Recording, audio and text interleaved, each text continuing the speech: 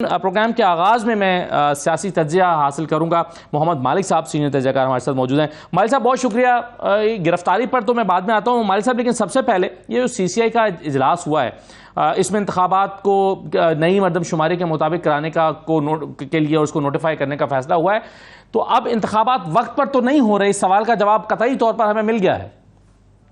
नहीं, ये तो पहले भी बड़ा क्लियर था कि अगर ये CCI ने अडॉप्ट किया तो कम से कम 3-4 माह लगेंगे। लेकिन अभी मैं आपको बताऊं, ये बड़ा कंफ्यूजन होगा, बिकॉज जब मेरी इलेक्शन कमीशन में बात हो रही थी टॉप फंक्शनरीज से, तो उन्होंने कहा कि अगर इन्होंने नोटिफिकेशन किया तो फिर अगर हमने सारी डिलिमिटेशन की तो जो ये लॉ मिनिस्टर साहब ने कहा था कि प्रोविंस के अंदर ही हदूद दोबारा होंगी और प्रोविंशियल सीट चेंज नहीं होंगी लेकिन अंदर डिलिमिटेशन होगी, उन्होंने कहा कि वो नहीं हो पाएगा। अगर हमें ये इन्होंने नोटिफाई कर दिया तो हमें सारा प्रोसेस करना पड़ेगा, और सारे प्रोसेस का मतलब है कि डिलिमिटेशन होंगी, फिर जो सीट्स हैं वो दोबारा तय पाएंगी कि सूबे की कितनी बड़ी हैं कितनी कम है। तो वो जब पार्लियामान नहीं होगी तो फिर वो कैसे होगी कॉन्स्टिट्यूशनल अमेंडमेंट? तो that is a question mark. जब मैंने उनसे पूछा तो फिर कैसे होगा, तो उन्होंने कहा कि जी फिर हमें प्रॉबेबली सुप्रीम कोर्ट के पास जाना पड़ेगा गाइडलाइन के लिए।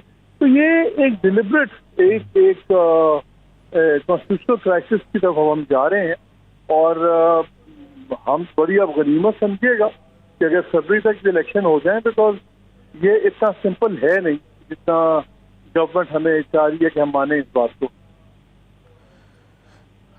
तो भाई साहब, इसमें पीपल्स पार्टी की बड़ी रिलक्टेंट थी इलेक्शंस को ताखिर का शिकार करने के लिए, और इसीलिए वो कह रहे थे कि ये नई मरदमशुमारी जो है उसके लिए हम वोट नहीं करेंगे, लेकिन उन्होंने भी मान लिया। पीपल्स पार्टी आपके ख्याल में किस तरह से राजी हो गई है? क्योंकि वो तो चाह रहे थे कि इलेक्शन वक्त पर होने चाहिए और एक हफ्ते की भी ताखिर नहीं होनी चाहिए, और ये गैर आईनी होगा। देखिए, एक हर सियासी कोलिशन में एक वजन भी होता है।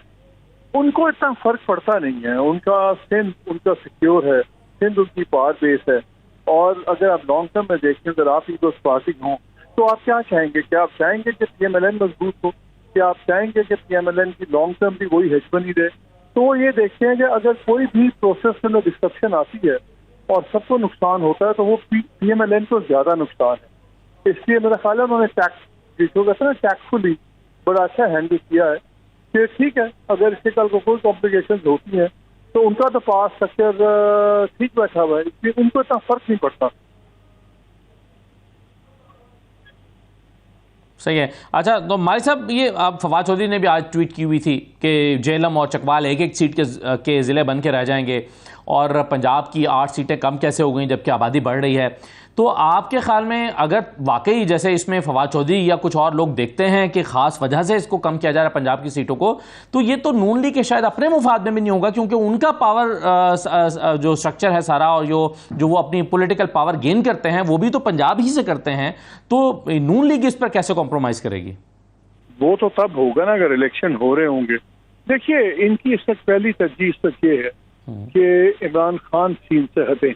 इस वक्त वो कोई भी कीमत अदा करने पर तैयार है, उनको कोई प्रॉब्लम नहीं है। वो अगर निज़ाम गिरता भी है और 1-2-3 साल का ब्रेक भी आता है, और अगर इमरान उसके नतीजे में फारिग हो जाते हैं, तो ये this is the price they are willing to पे।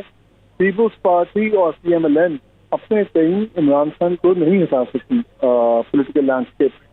अब उनको कुछ चीज़ों की गेम खेलनी पड़ेगी। और जहाँ तक सीट का ताल्लुक है, ये 2015 में भी शायद 6 या 7 सीट का मुल्क पंजाब थी, तो ये पहली दफा नहीं हो रहा। लेकिन इस वक्त मेरा नहीं ख्याल कि PMLN वगैरह की परेशानी ये है कि 4 सीट कम हो रही हैं या 5 सीट कम हो रही हैं। उनको एक ही परेशानी है कि इमरान खान कम हो रहे हैं कि नहीं हो रहे। तो आई थिंक उनकी सिर्फ पॉलिटिक्स इमरान खान फोकस है, और हर चीज वो उस मैट्रिक्स में देख रहे हैं कि प्रायोरिटी क्या है।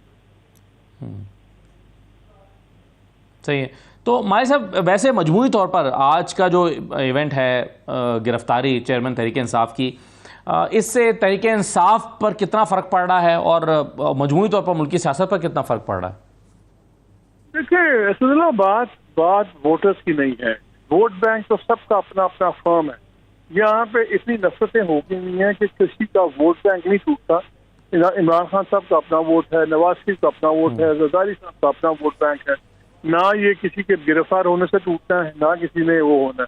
लेकिन मेरे नजदीक तो आज एक पॉलिटिकल मैसेजिंग हुई है, और मैसेजिंग ये है कि देखें, ये जो परसेप्शन था कि इमरान खान गिरफ्तार नहीं हो सकते, ये जो परसेप्शन था इमरान खान डिसक्वालीफाई नहीं हो सकते, तो पावर्स ने आज वो परसेप्शन तोड़ा है। उनको पता है अभी हाई कोर्ट से भी रिलीफ आ जाएगी, सुप्रीम कोर्ट से भी आ जाएगी, लेकिन आप सोचिए कि वो लोग जो या भागे में हैं या जो भी तक साथ खड़े में हैं, मैं अभी वोटर की बात नहीं कर रहा, मैं वोटर की बात नहीं कर रहा, मैं पार्टी स्ट्रक्चर की बात कर रहा हूँ।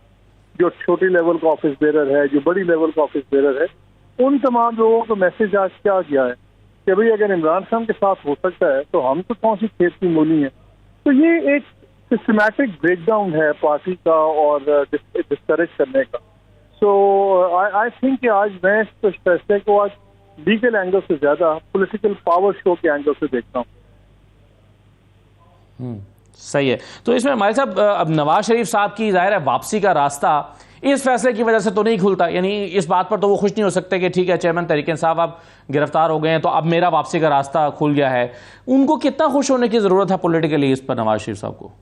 नहीं, देखिए अभी मैं तो पहले भी कहता हूँ कि भले पावर कॉरिडोर देखें, जो अल्टीमेटली क्या होता है वो तो अल्लाह की जात जानती है, लेकिन अगर हम इंसानों की बातें सुने और इन लोगों की बातें सुने जो आज पावर कॉरिडोर में रेलिवेंट है, तो उसके मुताबिक तो इमरान खान साहब का जाना ठहर गया है, लेकिन उसका मतलब ये नहीं कि नवाज शरीफ का आना ठहर गया। उनके आने में उनकी पावर इक्वेशन अपनी है इदारों के साथ, और वो कोई बाकी इतना अच्छा नहीं है।